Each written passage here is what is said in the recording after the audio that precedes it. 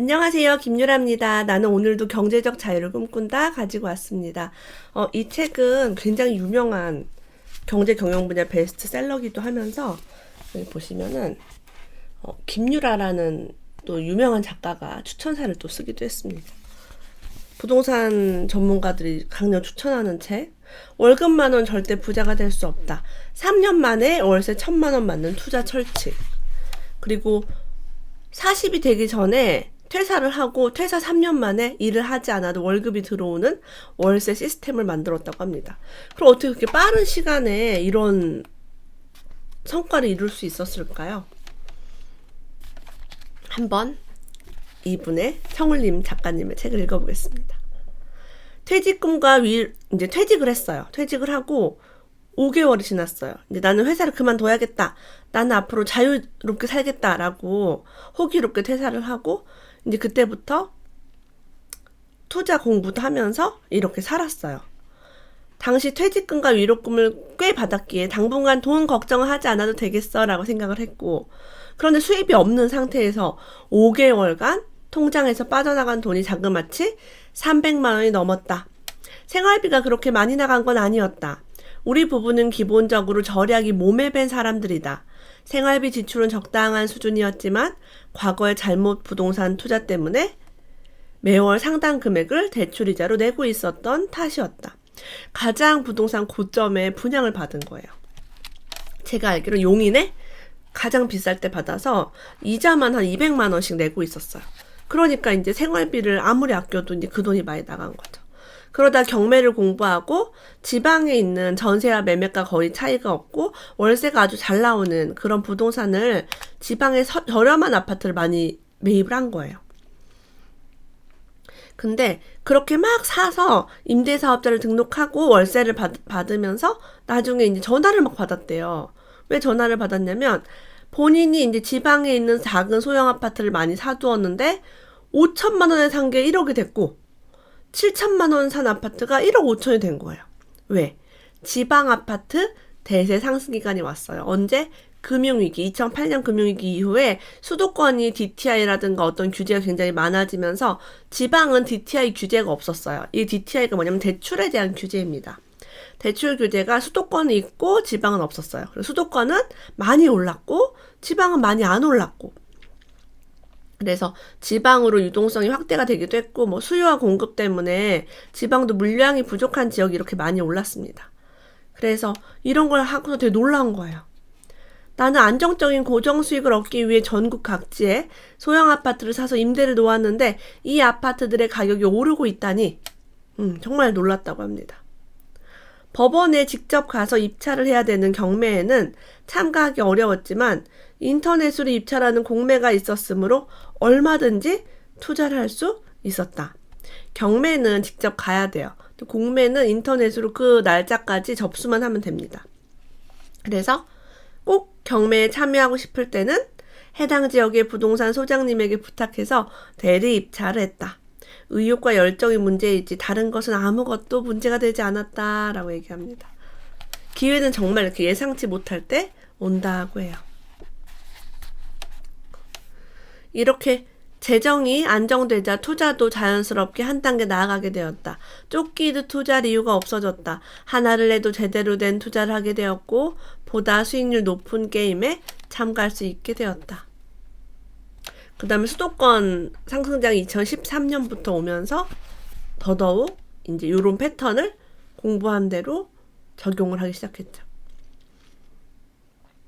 근데 어떤 사람들은요, 부자를 욕하거나 돈을 폄하해요.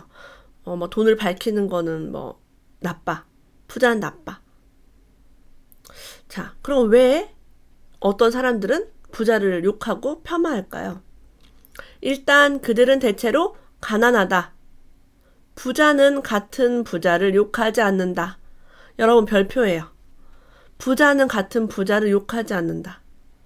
자, 그래서 우리가 욕을 하면 나는 다른 사람, 나는 가난뱅이야 라고 고백하는 셈이 돼요.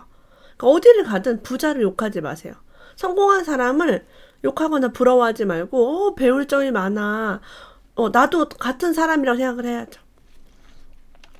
무엇보다 그들은 스스로 움직이지 않는다. 움직이지 않음으로 부자가 되지 못하고 부자가 되지 못함으로 세상을 욕한다. 스스로를 돈 없고 빽 없는 사람이라고 머릿속에 박아놓고 실력만으로 성공할 수 없는 시대를 한탄한다. 대부분 실력도 없다. 그들은 결과만 본다. 탐욕스러운 졸부와 노력하는 부자를 구별하지 못한다. 겉으로는 돈을 얕잡아 보지만 속으로는 돈을 그리워한다. 결국 돈 때문에 큰 고생을 하게 된다. 나는 맹자가 말한 무항산, 무항심이란 말을 정말 좋아한다.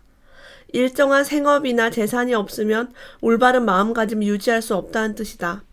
중국 춘추 전국시대의 명재상 관중은 창고가 가득 차야 예절을 알고 먹고 입는 것이 풍족해야 명예와 치욕을 알게 된다라고 했어요. 감리교 창시자 존 웨슬리는 이렇게 말했다. 벌 수 있는 것을 모두 벌어라. 절약할 수 있는 모든 것을 절약하라. 그래서 모을 수 있는 모든 것을 모아라. 그리고 줄 수 있는 모든 것을 주어라. 나는 이 말을 사랑한다. 그렇게 살고 싶다. 네, 벌고 절약해서 모아서 줄 수 있는 걸 주며 살으래요. 너무 멋지죠? 탐욕이고 허영이기 이전에 돈은 생활이고 현실이다. 그러니 어서 빨리 돈 앞에 솔직해지자. 게임은 시작되었는데 아직 매뉴얼도 펴보지 않은 사람 매우 위험하다. 이제부터라도 서둘러 돈 공부를 시작할 것을 권유한다. 세상이 바뀌기를 기다리지 말고 스스로 부자가 되어 돈을 지배하는 쪽이 훨씬 빠르고 멋지다. 자, 그럼 돈을 모을 때 빨리 모으는 게 중요하다고 강조합니다. 똑같은 1억도 20대에 모으느냐 40대에 모으느냐에 따라 그 실제 가치는 몇 배의 차이가 난다. 20대에 모은 돈을 1억을 적절히 투자할 경우 이 돈은 10년 후나 20년 뒤에 10억 원 또는 그 이상으로 불어날 수 있기 때문이다. 따라서 종잣돈을 모으는 시기의 1억은 그냥 1억이 아니다. 그것은 3억이나 5억 또는 그 이상의 잠재력을 가진 돈이다.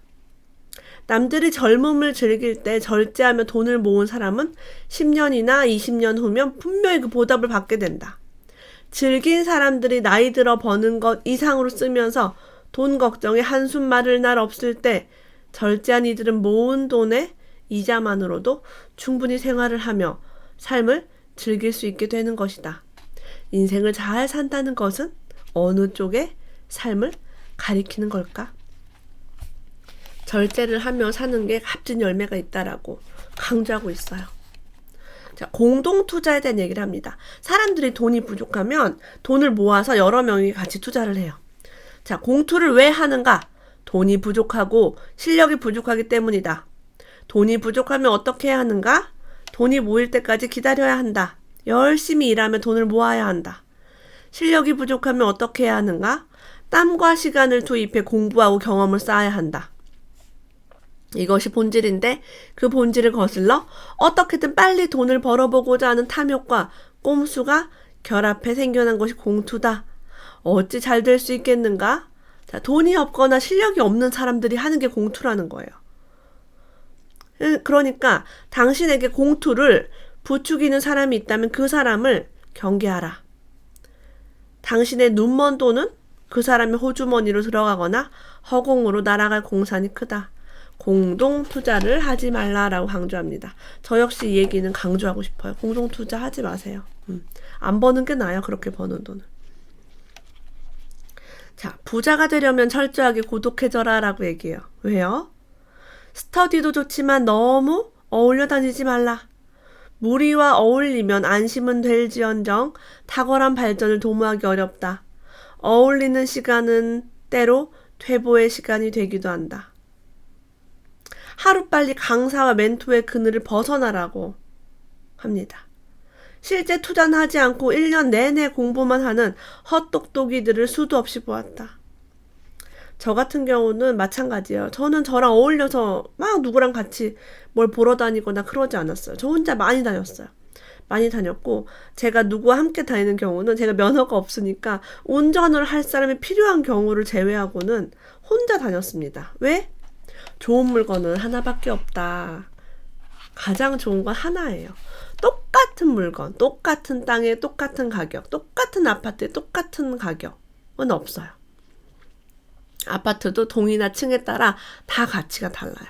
그러니까 전 남과 함께 가고 싶은 생각이 옛날에도 없었고 앞으로도 없어요. 왜? 제일 좋은 걸 내가 사고 싶은데 누구랑 같이 가면 양보해야 되고 눈치 봐야 되고 아주 힘들어요. 자, 어떤 분은요. 17평짜리 1층 아파트를 3개를 받았대요. 근데 17평짜리 1층 아파트를 누가 사지?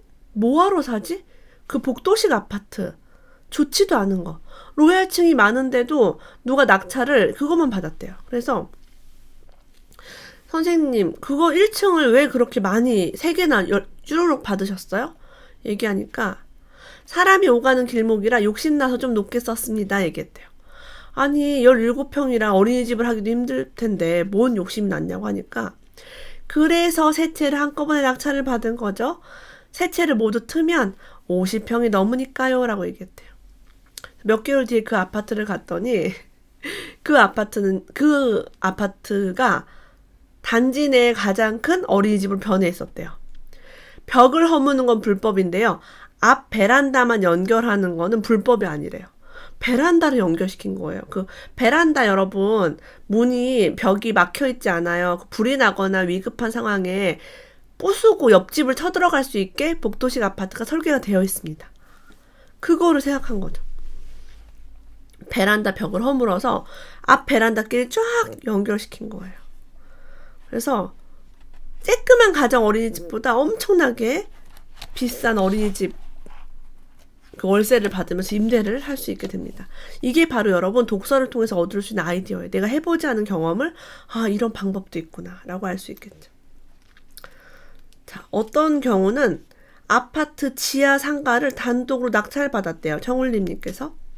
낙찰받은 뒤 부동산에 물건을 내놓는 게 의미가 없다고 생각하고 반경 30km 내에 있는 모든 소아과, 가정의학과, 치과에 전화번호 주소를 확보한 뒤에 이 상가를 내가 임대할 테니까 오세요라고 전화를 했대요. 결과는 어떻게 되었을까? 홍보를 시작한 지 일주일 만에 3명의 의사가 다녀갔고 그중 1명과 계약을 맺을 수 있었대요. 오랜 공실로 버려져 있던 45평의 지하상가는 어느 날 근사한 가정의학과로 변신해 있다고 합니다. 대박이죠. 자, 그럼 투자에서 가장 중요한 건 무엇인가? 이거 제가 제 책에도 쓴 말이죠. 살 때부터 팔 때를 결정하라. 살 때 언제 팔 건지 얼마에 팔 건지를 결정하고 사야 돼요. 자, 결정한다는 얘기는 내 맘대로 내가 얼마에 팔 거야가 아니라 정확하게 몇 년 되면 얘가 얼마쯤 갈 거니까 그쯤 팔아야겠다. 결정을 하는 거죠. 여기 이렇게 나와 있어요. 지금이 사야 하는 시점인지 팔아야 하는 시점인지 꿰뚫어 보는 것이 무엇을 사야 하는지를 찾는 것보다 훨씬 중요하다. 공감이에요.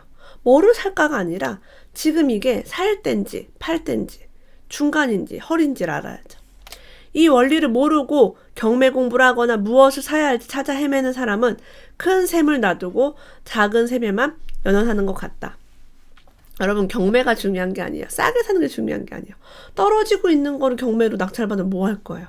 올라가고 있는 걸 받아야죠. 그래서 부동산을 무작정 가기 전에 집값이 왜 변동하는지 먼저 공부해야 한다. 입지나 개발 호재를 알기보다 지금이 살 때인지 팔 때인지를 먼저 살펴야 한다.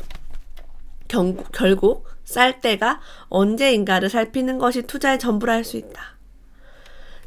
이분은 여러 지역 전국의 아파트를 사면서 어느 지역은 많이 오르고 어느 지역은 안 오르고 이걸 보면서 법칙을 알게 됐대요.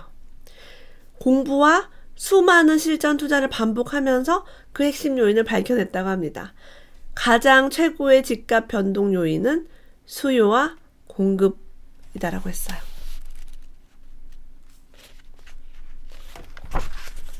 자, 그러면 여기 보면은 대전 아파트 입주 물량, 대구 아파트, 대구 입주 물량 해서 입주 물량이 수요가 이제 적은지, 공급이 적은지, 수요는 요만큼인데 공급이 미달하는지 그런 걸 보면서 이 지역은 앞으로 많이 오를 것이다 라고 여러 지역을 전국 모든 지역의 공급 물량을 차트로 막대기로 표현하고 있어요. 이거는 한번 보시면 진짜 좋을 것 같아요. 자, 많은 사람들이 이런 얘기합니다. 전세가 하락하지도 않나요? 역전세, 전세 가격이 떨어지지 않나요? 지금 그래서 피해보시는 분도 있죠. 세입자도 피해보고 집주인도 망해가지고 집주인 도망 다니고 막 이래요. 뉴스에도 막 나오고요. 파산하고. 산 아파트가 다 떨어지는 거예요. 그러면 이제 파산할 수밖에 없죠. 최근 화성과 오산, 평택 등의 경기 남부권과 남양주, 시흥 등은 수도권 일부 지역에서는 역전세 현상이 벌어지고 있다. 2년 전에 비해 전세가가 많이 하락한 것이다. 이로 인해 투자자와 임차인 모두 많은 어려움을 겪고 있다. 이는 시간을 내 편으로 만들지 못한 대표적인 실패 사례라 볼 수 있다. 자, 시간을 이용해서 레버리지를 이용해서 올라야 되는데 반대로 시간을 투자에는 떨어졌다는 건 내가 더 큰 손실을 보고 손실 회복이 되겠어요? 안 되겠어요? 안 되죠. 그러니까 경매가 중요한 게 아니라 어디를 살까가 아니라 이 지역에 지금 사야 되는지 말아야 되는지 전세가 앞으로 오를 것인지 떨어질 것인지 내가 다 예측해야 돼요. 뭐 남이 도와준다, 뭐 강사가 찍어준다 그런 게 어딨어요. 내 재산이 들어가는데. 그래서 이런 것들을 공부를 해서 이 청울림님 말씀대로 이런 게 파악이 안 되면 투자하시면 안 돼요. 네.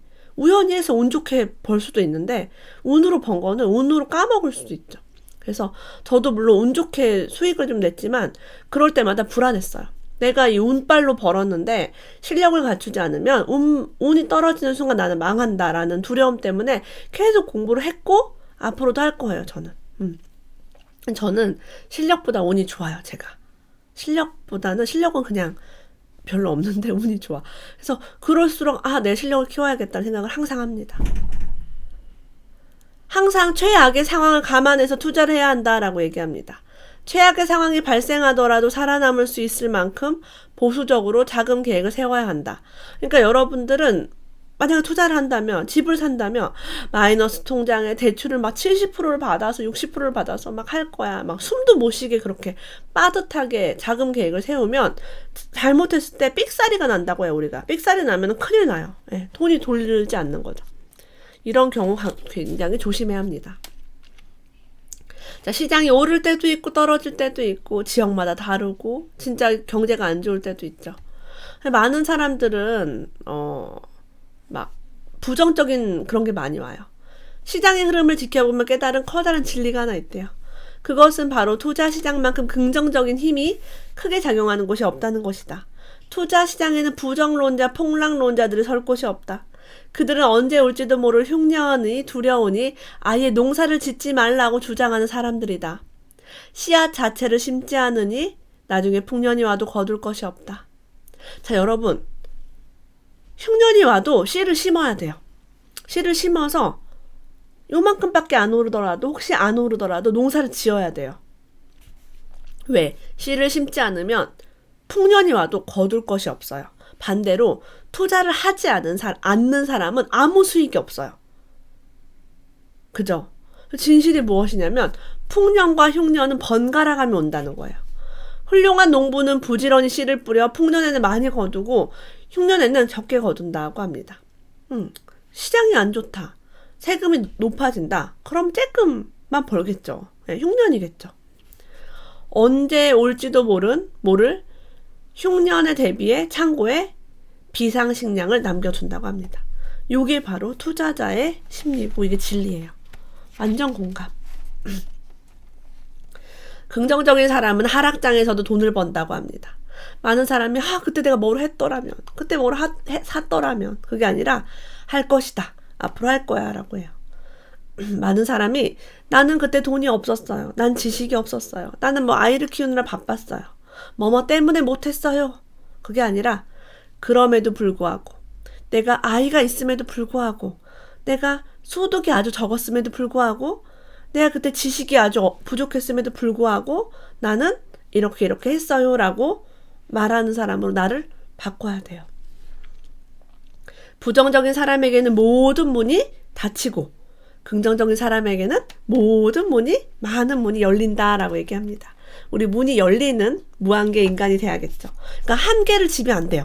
뭐 경기가 안 좋으니까 뭐 때문에 못하고 부모가 나를 못 가르쳐서 내가 학벌이 없어서 그런 거 다 제껴두고 한계를 뚫고 긍정의 힘으로 우리가 모든 것을 바라보면 기회가 많이 열려요. 자, 어떤 사람들은 이런 말도 한대요. 낮에는 직장, 저녁에는 가족들 때문에 육아를 해야 되기 때문에 자기 개발을 할 시간이 없어요. 이런 말을 막 한대요. 나는 의문이다. 그럼 열심히 자기 개발을 하는 사람들은 모두 백수들이란 말인가? 제가 여기서 완전 빵 터졌어요. 자, 직장 생활도 하고 집에 아이도 있고 가정을 돌봐야 하니까 자기개발 시간 할 시간 없대요. 네, 없을 수 있어요. 특히 아기가 어리거나 저처럼 여자인 경우는 진짜 힘들어요. 근데 이 말도 틀리지 않아요. 자기개발 열심히 하는 사람들은 다 백수만 하나요? 아니에요. 오히려 백수들은 자기개발 안 해요. 시간이 많아도 안 해. 대학생들, 중고등학생 학생들은 시간을 열심히 쪼개 쓰나요? 그렇지 않아요. 저도 살아보니까 저도 한가할 때는 자기개발 안 했어요. 또 오히려 먹고 살기 팍팍해지고 내 삶이 다급해지면서 이렇게 살기 싫다는 생각을 하니까 자기개발을 시간을 쪼개서 책을 읽게 됐죠. 뼈 때리는 이야기입니다. 명심해라. 바빠서 책 읽을 시간이 없는 게 아니라 책을 읽지 않으므로 평생 발전 없이 바쁘기만 한 것이다. 그리고 이런 말도 있죠. 골프를 배운 것이 다행이고 유일한 힐링 시간이라고? 안타깝다. 부자가 되고 싶다면 당장 그 골프채부터 갖다 버려라. 그러니까 취미를 즐기기보다는 자기 개발, 돈 버는 거를 조금 더 먼저 해보라 라고 이야기하고 있습니다. 개인적으로 저는 그래요. 책을 많이 읽고 자기 개발하는 거 굉장히 좋은데 아기가 굉장히 어리거나 아기가 많거나 정말 남편이 도와주지 않으면 책 읽기 힘들죠, 주부들은. 그래서 제가 김유라 TV를 운영하고 있지 않겠습니까? 우리 이런 좋은 영상 매일 업로드하니까 뭐 화장을 하면서 씻으면서 요리하면서 함께 김유라 TV와 함께 하셨으면 좋겠습니다. 제가 추천사를 쓴 책 그리고 닭꿈스쿨의 대표님 청울님의 책을 읽어봤습니다. 오늘도 함께 해주셔서 감사합니다. 다음에 또 만나요.